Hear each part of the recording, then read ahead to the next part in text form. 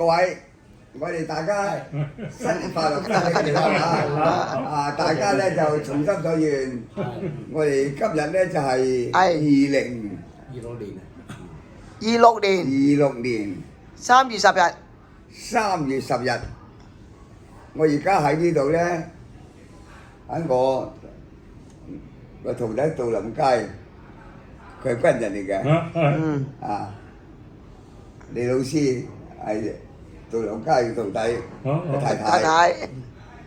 呢兩位又係我哋杜林佳嘅軍人嘅領導，你就係我哋領導喺我哋嘅體育館啊，廣東省體育館領導。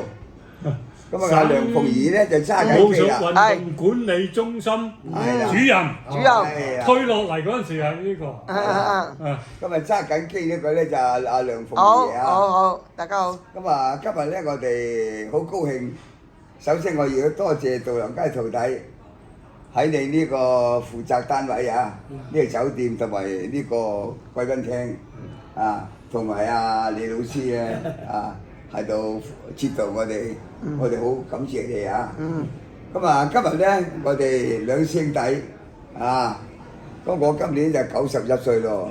咁啊，當然我就係上師啦。你係當然嘅師兄啊！你係90後，我係80後。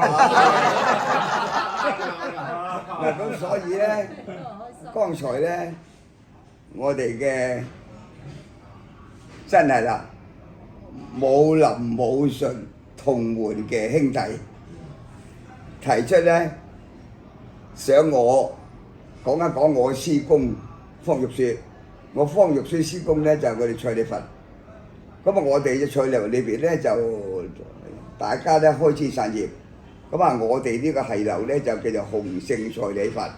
咁所以咧，我哋知道蔡李佛裏邊嚟講咧，我師公啊，剛剛咧我哋嘅師弟係董德強嘅領導啊，佢而家咧就想咧就整理即係編著一本，頭先講啦啊咁樣係啦。咁啊想我咧就啊喺香港，我知道我師公方玉雪係1937年到香港嘅。咁1937年咧，我哋呢個歷史咧相當犀利喎。37年啊，77事變喎。10幾年啦嚇。77事變咯。係啦。我要帶領一個咧喺社會上咧係有影響性嘅。我帶過佢，我哋香港回歸咗，今年啊28年啦。28年咧，點解我哋第一屆特首邊個就董建華？董建華咧就係1937年嘅，但係我大過董建華。係啦，咁所以我點解帶引呢個出嚟到咧？即係證明我哋而家咧喺呢個世界，我哋中國啊喺世界嗰個影響力係好強大。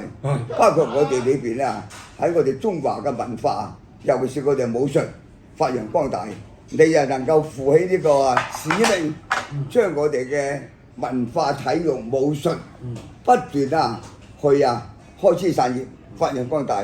所以你問到我話點樣能夠你知道我杜心啊梁鳳儀喺香港啊呢個知道我師公1937年落去，直到咧啊一段時間裏邊咧點樣咧就係將佢我哋嘅蔡李佛點樣呢個傳承發揚光大裏邊嗰個過程咧，就想我整理啲資料係咁樣。好啦，咁我想你俾啲資料，我想我點樣寫法嗱？你頭先講係1937年我哋。